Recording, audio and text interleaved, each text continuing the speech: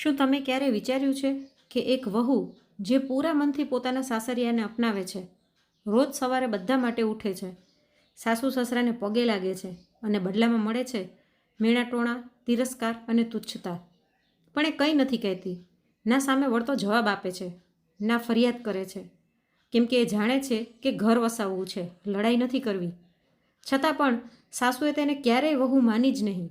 એક કામવાળી બાઈથી વધારે ક્યારેય કંઈ સમજી જ નહીં અને તેને ગામડાની કહેતી રહી. પરંતુ વહુ પોતાના મા બાપના દીધેલા સંસ્કારોને ક્યારેય ભૂલી નહીં અને સાસુને જ પોતાની મા સમજતી રહી. પરંતુ આ વાર્તામાં આગળ જે થવાનું છે એ આજકાલના સમાજ માટે એક દર્પણ સમાન છે. પૂરી હકીકત જાણવા માટે થઈને વિડીયોને અંત સુધી જરૂરથી સાંભળજો, કેમ કે આ ફક્ત એક વહુની વાર્તા નથી. દરેક એ ઘરની વાર્તા છે જ્યાં વહુને અપનાવવામાં નથી આવતી, પરંતુ છતાં તે પોતાની જાતને ઘસીને સંબંધોને જોડે છે.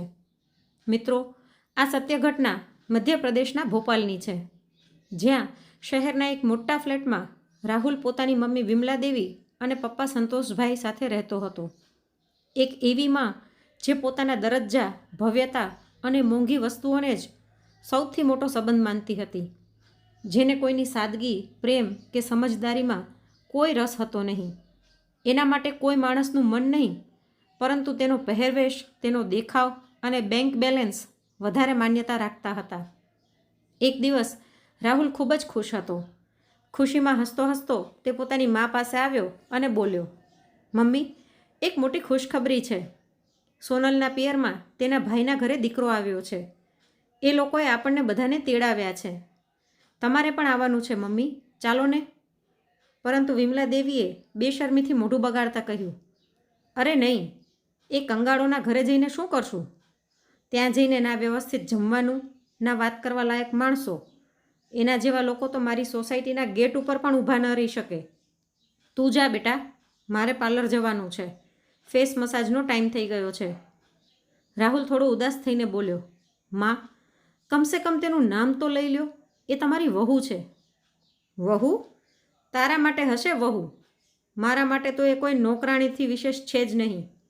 એનાથી વધારે સારી તો આપણી કામવાળી બાઈ છે. કમસે કમ સાફ સુથરી તો રહે છે. ફેશનમાં પણ એના કરતાં 4 ડગલા આગળ છે. આટલું કહીને વિમલા દેવી પોતાનું પર્સ ઉપાડીને પાર્લર જવા માટે નીકળી ગયા. અહીં પડદાની પાછળ ઊભેલી સોનલ, જે આ બધું ચૂપચાપ સાંભળી રહી હતી, એની આંખમાં આંસુ આવી ગયા, પરંતુ એણે કંઈ કહ્યું નહીં. ના કોઈ ગુસ્સો, ના કોઈ જવાબ. બસ સીધી રસોડા તરફ જતી રહી, કેમ કે તેને લડાઈ નહોતી કરવી, સંબંધ બચાવવો હતો. ત્યાં રાહુલ ચૂપચાપ બેસી ગયો. તેને પોતાની જાતથી આંખો ફેરવવી પડી રહી હતી. શું તે હકીકતમાં પોતાની માના આવા તુચ્છ વિચારોથી આંખો ફેરવીને બેઠો હતો? શું આ જ એ માં છે જેનાથી તે આજ સુધી સોનલને મળાવવાથી ડરતો રહ્યો? અને આ જ વિચારોમાં ડૂબેલો રાહુલ અમુક મહિનાઓ પહેલાંની એ મુલાકાતને યાદ કરવા લાગ્યો, જેણે એની જિંદગી બદલી નાખી હતી. જ્યારે પહેલી વખત ગામડે જઈને તેણે સોનલને જોઈ હતી. આ 6 મહિના પહેલાંની વાત છે, જ્યારે રાહુલ એક સરકારી પ્રોજેક્ટના કારણે મધ્યપ્રદેશના એક ગામડામાં ગયો હતો. ગામનું નામ હતું ટિનોલી. નાનકડું એવું ગામ, પરંતુ ખૂબ જ સજીવ અને સાચા મનથી ભરેલું ગામ. રાહુલને ત્યાં 3 મહિના રોકાવાનું હતું, પરંતુ સૌથી પહેલી જરૂરત હતી એક રહેવાની જગ્યા. ઘણી તપાસ કર્યા પછી એક વૃદ્ધ મજૂરે કહ્યું, સાહેબ, તમે શંભુનાથના ઘરે જતા રહો. ખૂબ જ સારા માણસ છે. એને ત્યાં એક રૂમ ખાલી છે. તમારા જેવા મહેમાનો માટે તો એ પોતાના મનના દ્વાર પણ ખોલી નાખે છે. રાહુલ બાઇકથી જેવો જ ત્યાં પહોંચ્યો, એક જૂનું પરંતુ ખૂબ જ સુંદર સજાવેલું ઘર દેખાણું. ચારે બાજુ નાના નાના રૂમ, વચ્ચે મોટું આંગણું અને એક ઘટ્ટાદાર લીમડાનું ઝાડ, જેના ઉપર એક ઝૂલો પણ લટકાવેલો હતો. જાણે તે ઘરમાં બાળપણ હજી જીવંત હોય. ઘરના બહાર બનેલા વંડામાં રાહુલ બેઠો જ હતો કે કોઈએ અંદર જઈને સમાચાર આપ્યા. થોડી જ વારમાં શંભુનાથ સામે આવ્યા. સફેદ ધોતી, કુર્તો, ચહેરા પર સૌમ્યતા અને ચાલમાં ગરિમા. તેમની અંદર એક અલગ જ શાલીનતા હતી, જે આજના જમાનામાં બહુ ઓછી જોવા મળે છે. આવો સાહેબ, આવો. કહો, કેમ આવવાનું થયું? તેમણે બેસતા જ પૂછ્યું. કંઈ નહીં વડીલ, મને 3 મહિના માટે એક રૂમ જોઈએ છે. સરકારી કામથી આવ્યો છું. એન્જિનિયર છું. હા હા, કેમ નહીં? મહેમાન તો ભગવાન સમાન હોય છે. તમને ન ફક્ત રૂમ મળશે, પરંતુ ખાવા પીવાની વ્યવસ્થા પણ અહીંથી જ થઈ જશે. બસ અમને સેવા કરવાનું સૌભાગ્ય આપો. રાહુલે સ્માઇલ આપી. એને વિશ્વાસ નહોતો થઈ રહ્યો કે આજે પણ આવા માણસો હોય છે જે કોઈ પણ લાલચ વગર મદદ કરવા માટે તૈયાર રહે છે. રૂમમાં સામાન રાખીને તે જેવો જ હાથ મોઢું ધોવા માટે બહાર નીકળ્યો તો આંગણાના એક ખૂણામાંથી અવાજ સંભળાયો. એણે પાછળ વળીને જોયું. એક છોકરી લાલ દુપટ્ટો ઓઢીને ચાની ટ્રે લઈને ધીરે ધીરે તેની તરફ આવી રહી હતી. શરમથી તેની આંખો નીચે નમેલી હતી, પરંતુ ચહેરા ઉપર એક માસૂમ મુસ્કાન વિખરાયેલી હતી. ચૂપચાપ તેણે ચા સામે રાખી અને કંઈ પણ બોલ્યા વગર પાછી ફરી ગઈ. રાહુલ તેની ચાલ જોતો રહ્યો, જાણે ગામડાની હવામાં ગુલાબનું ઇત્તર ભળી ગયું હોય. ચાનો પહેલો ઘૂંટડો પીધો અને હસ્યો. તેને અનુભૂતિ થઈ ગઈ હતી આ ગામડાની મુલાકાત ફક્ત એક પ્રોજેક્ટ નહોતી. કદાચ આ તેના જીવનના સૌથી મોટા અને મહત્વપૂર્ણ વળાંકની શરૂઆત હતી. આગળના અમુક દિવસો જાણે ઉડતા જતા રહ્યા. સવારે કામ, સાંજે ગામની ગલીઓમાં સાદગીની સુગંધ અને રાત્રે તે ચાની પ્યાલીની રાહ જોવી, જે રોજ તે લાલ દુપટ્ટાવાળી છોકરીના હાથે આવતી હતી, જેનું નામ અત્યાર સુધી તેને ખબર નહોતી. પરંતુ તેની હાજરી હવે રાહુલના દરેક શ્વાસમાં વ્યાપી ગઈ હતી. એક સાંજે જ્યારે તે થાકીને ઘરે આવ્યો તો દરવાજા ઉપર જ શંભુનાથ મળી ગયા. તેમણે સ્માઇલ સાથે ચા આપી અને કહ્યું, એન્જિનિયર સાહેબ, એક વાત કહેવી હતી. જો તમને ખરાબ ન લાગે તો એક પ્રસ્તાવ છે મારી પાસે. રાહુલે ચાનો કપ પકડતા કહ્યું, કહો ને, તમે આદેશ આપો. શંભુનાથ થોડા સંકોચ સાથે બોલ્યા, વાત એમ છે કે જો તમે ઈચ્છો અને તમને કોઈ આપત્તિ ન હોય તો શું તમે મારી બહેન સોનલ સાથે લગ્ન કરવાનું વિચારી શકો છો? આ સાંભળીને રાહુલ એક ક્ષણ માટે ચૂપ થઈ ગયો, જાણે તેના ધબકારાને અવાજ મળી ગયો હોય. જાણે જે વાત કહેવાની તે પોતે હિંમત નહોતો કરી શકતો, હવે તે વાત પોતે સામે આવીને ઊભી રહી ગઈ હતી. તેણે હળવી સ્માઇલ સાથે માથું હલાવ્યું અને કહ્યું, હું ઘણા સમયથી આ જ અનુભવી રહ્યો હતો, પરંતુ ડરતો હતો કે ક્યાંક તમે નારાજ ના થઈ જાઓ. શંભુનાથે તેની પીઠ થપથપાવી અને કહ્યું, અમે કોઈ જૂનવાણી વિચારના લોકો નથી. મેં જિંદગીમાં ઘણું જોયું છે. હું મારી બહેનને કોઈ રૂપિયાવાળાને નહીં, પરંતુ એક ખૂબ જ સમજદાર અને માન સન્માન આપવાવાળા માણસના હાથમાં સોંપવા માગું છું, અને તમે એ જ છો. પરંતુ તેમણે એક વાત બીજી કરી. બસ એક વાત છે, હું ઈચ્છું છું કે તમારા માતા પિતા પણ અહીં આવીને સોનલને મળી લે, કેમ કે અમારે અહીં સંબંધ ફક્ત છોકરા અને છોકરી વચ્ચે નથી થતો, પરંતુ બે પરિવારો વચ્ચે થાય છે. રાહુલને આ વાત ખટકી, પરંતુ તેણે પૂરા આદર સાથે આ વાતનો સ્વીકાર કર્યો. પરંતુ એના મનમાં એક ડર પણ હતો કે એની મા વિમલા દેવી શું ક્યારેય એક ગામડાની સાધારણ દેખાવાવાળી, માથે ઓઢવાવાળી છોકરીને સ્વીકાર કરશે? એને પોતાને પણ વિશ્વાસ નહોતો, પરંતુ એક જવાબ તેને આપવાનો હતો. એટલા માટે તેણે બીજા જ દિવસે માને ફોન કરીને બધું જ સાચે સાચું જણાવી દીધું. જેવી જ વિમલા દેવીએ આ વાત સાંભળી તે તરત બોલ્યા, શું તું પાગલ થઈ ગયો છે? એક ગામડાની છોકરી? અરે, તને તો મોડલ જેવી પત્ની જોઈતી હતી ને, અને તું એ ગામડિયાની છોકરીને પોતાની જીવનસાથી બનાવવા માગે છે? રાહુલ ચૂપ હતો, અને ત્યારે જ એના પિતા સંતોષભાઈ ફોન પર આવ્યા. અરે વિમલા, કમસે કમ એક વખત જોઈ તો આવ. આખરે દીકરો આપણો છે, એને પસંદ છે. કંઈક તો સમજી વિચારીને જ કહ્યું હશે ને એણે. પરંતુ વિમલા દેવીએ ઝડપથી ફોન કાપી નાખ્યો અને એ સંબંધને સાફ નકારી દીધો. સંતોષભાઈને બધું સમજાઈ ગયું હતું. તેમણે બીજા જ દિવસે ટ્રેન પકડી અને ટિનોલી પહોંચી ગયા. શંભુનાથને મળીને સોનલનો પરિચય લીધો, અને જ્યારે જાણ્યું કે સોનલની મા નાનપણમાં જ ગુજરી ગઈ હતી અને ભાભીના સંસ્કારોમાં જ તેનો ઉછેર થયો છે, તો એમના મનમાં સોનલ માટે સન્માન વધી ગયું. તેમણે શંભુનાથને કહ્યું, તમે ચિંતા ના કરો, હું આ સંબંધ માટે તૈયાર છું. જો મારી પત્ની વિમલા માની નહીં તો હું દીકરા તરફથી પોતે જ સંબંધ નક્કી કરીશ. સંબંધ નક્કી થઈ ગયો, તારીખ નક્કી થઈ, અને 3 મહિના પછી રાહુલનો પ્રોજેક્ટ ખતમ થતાં થતાં તે સોનલના ગળામાં મંગલસૂત્ર પહેરાવી ચૂક્યો હતો. લગ્ન ખૂબ જ સાદા પરંતુ ખૂબ જ ભાવનાત્મક અંદાજમાં થયા હતા. ના કોઈ દેખાવો, ના કોઈ ઘોંઘાટ, બસ સંબંધોની હકીકત અને એક એવી છોકરીની વિદાય જે પોતાની પાછળ ગામના દરેકની આંખમાં આંસુ મૂકી ગઈ હતી. શંભુનાથે દીકરીની જેમ પોતાની બહેન સોનલને વિદાય આપી, કોઈ પણ દહેજ વગર, બસ સંસ્કાર અને આત્મસન્માનનો સાથ આપીને. રાહુલના પિતા સંતોષભાઈએ કહ્યું હતું, બેટા ચિંતા ના કર, હું બધું જ સંભાળી લઈશ. તારી માં કંઈક બોલશે તો પણ જવાબ હું આપીશ. તું સોનલને લઈને બસ ઘરે ચાલ. પરંતુ જ્યારે તેઓ શહેરના ફ્લેટમાં પહોંચ્યા તો દરવાજાની બીજી બાજુ સ્વાગત કરવા માટે કોઈ ઊભું નહોતું. ના ફૂલ, ના થાળી. વિમલા દેવીએ તો પોતાના રૂમનો દરવાજો પણ ન ખોલ્યો. સોનલને એ જ કહેવામાં આવ્યું હતું કે માં અમેરિકા ગઈ છે ઈલાજ કરાવવા માટે. એટલે એણે વિચાર્યું કે ઘરે કોઈ નથી એટલે કંઈ ખાસ તૈયારીઓ નથી થઈ. એ બિચારી ચૂપચાપ ઘરમાં દાખલ થઈ ગઈ. ના કોઈ સવાલ, ના કોઈ ફરિયાદ, કેમ કે તેણે સાસરાને પણ પોતાનું જ ઘર માન્યું હતું, કોઈ મહિલાની પરીક્ષાનું કેન્દ્ર નહીં. સાંજે જ્યારે રાહુલે તેને પાસે બેસાડી તો સોનલે અનુભવ્યું કે એ કંઈક કહેવા માગે છે પરંતુ અચકાઈ રહ્યા છે. પછી રાહુલ બોલ્યો, સોનલ, મારે તને કંઈક જરૂરી વાત કરવી છે.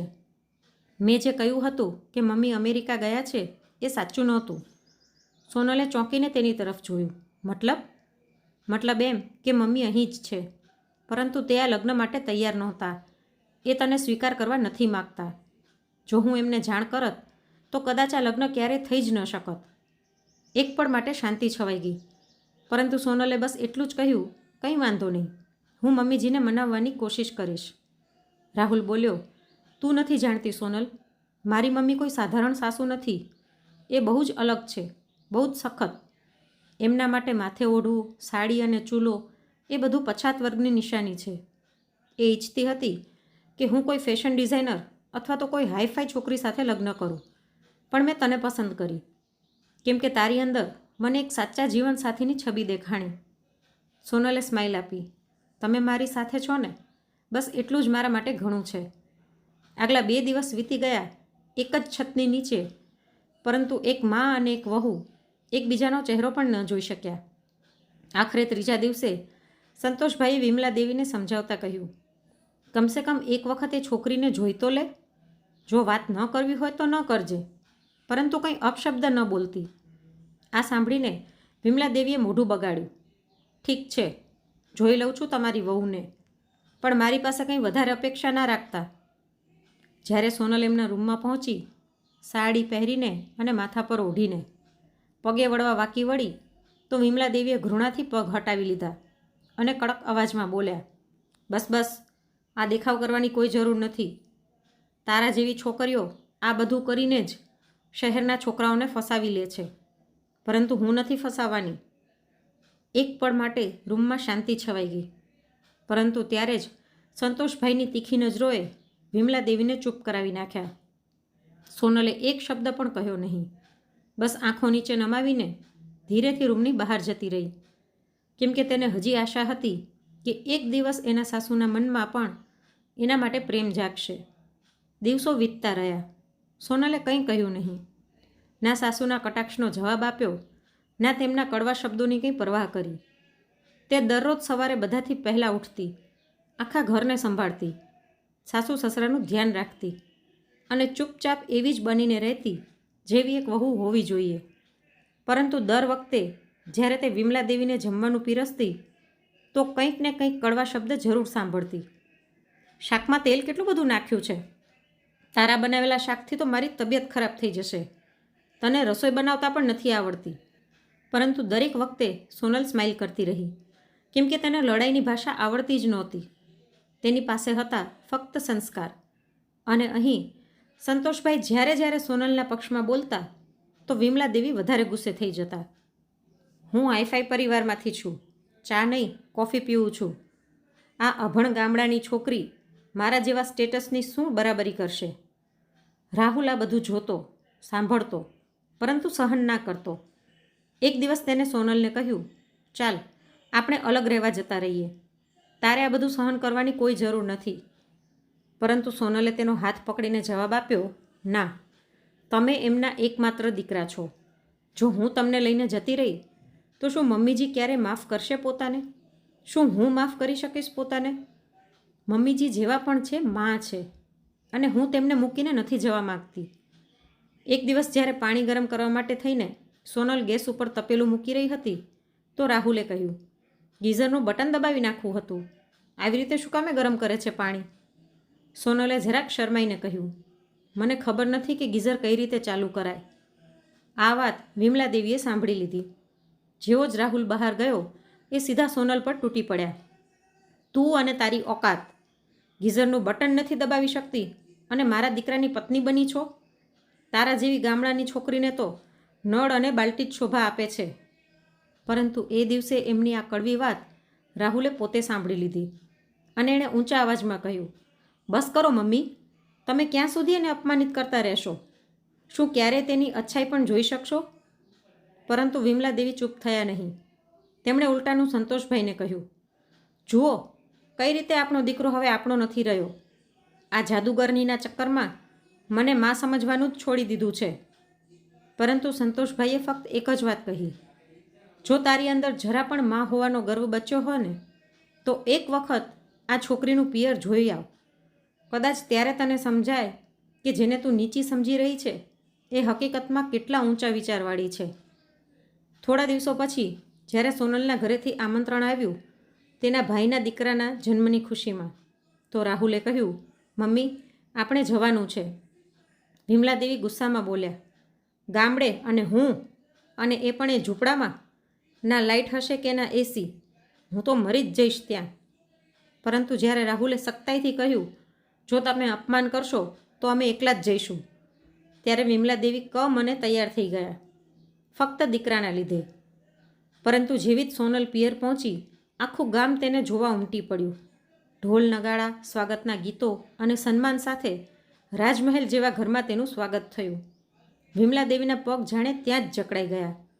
એમણે જે કલ્પના કરી હતી એ બધું જ ઊંધું થઈ ગયું હતું. અંદર મોટું ઝુમ્મર, મહેમાનની આગતા સ્વાગતા, શાલીનતા અને સંસ્કારોથી પૂર્ણ વાતાવરણ. અને જ્યારે સોનલની માસીએ તેમને એક સોનાની વીંટી ઉપહાર રૂપે આપી તો તે બોલી ઉઠ્યા, ના ના, આ બધું હું ન લઈ શકું. પરંતુ જ્યારે માસીએ હસીને કહ્યું, વેવાણ, તમે અમારી દીકરીની બીજી માં છો અને હવે અમારા પણ માં જેવા જ થયા, આ તો કંઈ પણ નથી, તો વિમલા દેવીનું માથું શરમથી નમી ગયું. એ સમજી ગયા જે છોકરીને એમણે ખૂબ જ કડવા શબ્દો કહ્યા, જેને તેમણે ક્યારેય અપનાવી નહીં, એ તો ગામની રાજકુમારી નીકળી. એમના કરતાં ક્યાંય વધારે રૂપિયાવાળા, પરંતુ ઘણી વધારે સરળ. ઘરે પાછા આવીને વિમલા દેવી ચૂપ થઈ ગયા. થોડાક દિવસો માટે કંઈ કહ્યું નહીં. પરંતુ એક દિવસ તેમણે હિંમત કરીને સોનલનો હાથ પકડીને કહ્યું, સોનલ, મને માફ કરી દે. મેં તને ઘણું બધું સંભળાવ્યું છે. હું ક્યારેય તારી અચ્છાઈને ઓળખી ના શકી, પરંતુ તે ક્યારેય મારા દીકરાને મારાથી દૂર કર્યો નહીં. તે ક્યારેય પોતાનો રૂઆબ દેખાડ્યો નહીં. તે મને હંમેશા સાચા મનથી માં સમજી, ત્યારે પણ જ્યારે હું માં કહેવડાવવાને લાયક નહોતી. આ સાંભળીને સોનલની આંખમાં આંસુ આવી ગયા. તેણે ધીરેથી કહ્યું, મમ્મીજી, મેં મારી માને ઘણા સમય પહેલાં જ ખોઈ નાખી હતી, પરંતુ જ્યારે મેં તમને જોયા તો લાગ્યું કે કદાચ હવે મને મારી માં પાછી મળી ગઈ છે. એટલા માટે ક્યારેય કંઈ કહ્યું નહીં, કેમ કે જ્યારે માં કંઈ કહે છે તો સામો જવાબ ન આપવો જોઈએ, બસ સહન કરી લેવું જોઈએ. વિમલા દેવીએ તેને ગળે લગાડી લીધી અને એ જ સમયે તેમણે પહેલી વખત પૂરા મનથી કહ્યું, તું મારી વહુ નહીં, મારી દીકરી છો અને હું દુનિયાની સૌથી સૌભાગ્યશાળી સાસુ છું કે મને તારા જેવી દીકરી મળી. સંતોષભાઈ આ જોઈને ખૂબ જ ખુશ થયા. રાહુલની આંખમાં પણ આંસુ આવી ગયા અને તે નાનકડા ફ્લેટમાં એક મોટું હૃદય ધબકવા માંડ્યું, જે હવે ફક્ત એક પરિવાર નહોતો, પરંતુ એક પ્રેમનું ઉદાહરણ બની ગયો હતો. મિત્રો, આ હતી એ વહુની વાર્તા જે ચૂપ રહી પરંતુ ભાંગી ન પડી, જે સહન કરતી રહી પરંતુ તૂટી નહીં, જે દરેક સંબંધને જોડતી રહી, કોઈ પણ શરત કે કોઈ હક દર્શાવ્યા વગર. હવે તમે જ કહો, શું આજના સમયમાં પણ આવી વહુ કે આવી માં તમને જોવા મળે છે? કોમેન્ટ કરીને જરૂરથી જણાવજો. અને જો આ વાર્તા તમારા હૃદયને સ્પર્શી ગઈ હોય તો વિડીયોને લાઇક કરી વધુમાં વધુ શેર કરજો. અને આવી જ અવનવી વાર્તા સાંભળવા માટે ચેનલને સબસ્ક્રાઈબ જરૂરથી કરજો. ફરી મળીશું એક નવી વાર્તા સાથે. આવજો. જય શ્રી કૃષ્ણ.